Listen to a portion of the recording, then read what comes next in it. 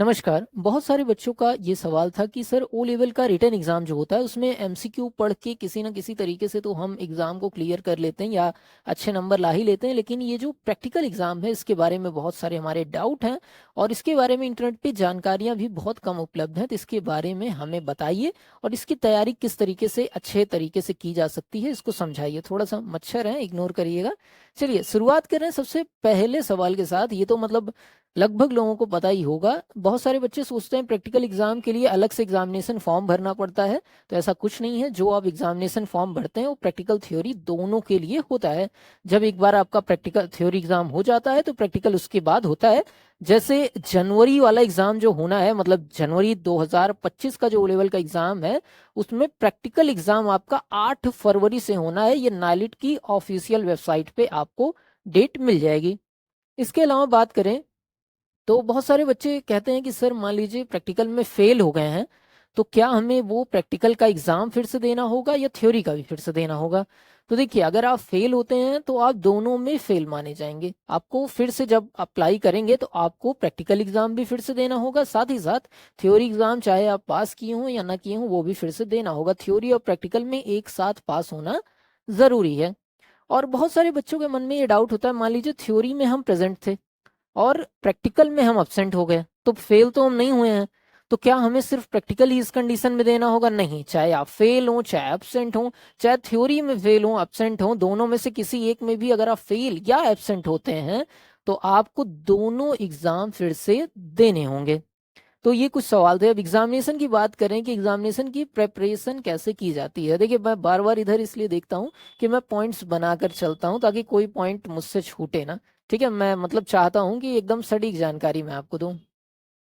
सबसे पहली चीज जो मैंने यहाँ पर लिखी है वो है कि, और ये मेन चीज है, इसको लिख लीजिए कि अगर आप प्रैक्टिकल एग्जाम की तैयारी कर रहे हैं, थ्योरी की कर रहे हैं, प्रीवियस ईयर में जो क्वेश्चंस आए हैं उनको लगाइए। नेट पे आपको यूट्यूब पे मिल जाएंगे, या हमने भी कुछ इंपॉर्टेंट क्वेश्चन कराए हैं, उसके लिंक डाल देंगे नीचे।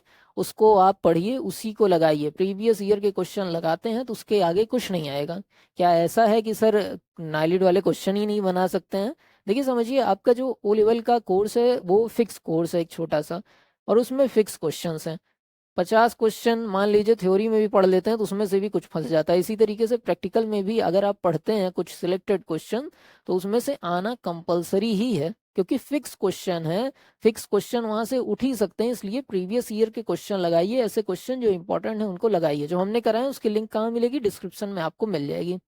दूसरी बात आती है कि सर कैसे इसको तैयार करें, तो बच्चों से मैं कहता हूँ, देखिए, जैसे वीडियो आपने देख ली, उसके बाद प्रैक्टिस आपने नहीं की तो सारा खेल वहीं पे खराब होता है।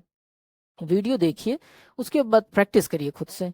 जब पहली बार कोई तरीके का क्वेश्चन आप लगाएंगे तो जाहिर सी बात है आप फंसेंगे, तो सॉल्यूशन देखिए, उसके आगे प्रैक्टिस करिए, फिर सॉल्यूशन देखिए, फिर उसके आगे प्रैक्टिस करिए। इस तरीके से सवाल लगाइए। क्या करना है? वीडियो को देखना है, समझना है, खुद से लगाने की कोशिश करनी है। जहां पर फंसे सॉल्यूशन देखिए, फिर से लगाइए।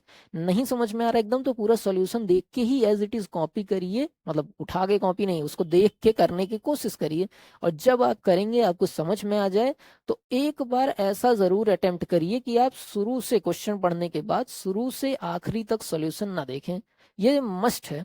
क्यों ऐसा मैं कह रहा हूँ, समझिए इस बात को कि जब भी आप क्वेश्चंस लगा रहे हैं, आप देख लिए बीच में, तो आपको लगा कि अरे एक ही बार तो देखा था, बाकी सब तो कर लिया था, लेकिन एग्जाम में क्या होता है, वही स्टेप आपका फंस जाता है और वहां पे देखने के लिए कुछ मिलेगा नहीं। तो आगे का आप भले ही पूरा जानते हो, जिस स्टेप में आप फंसेंगे उसके आगे आप कंटिन्यू नहीं कर पाएंगे, आपकी सारी मेहनत खराब हो जाएगी।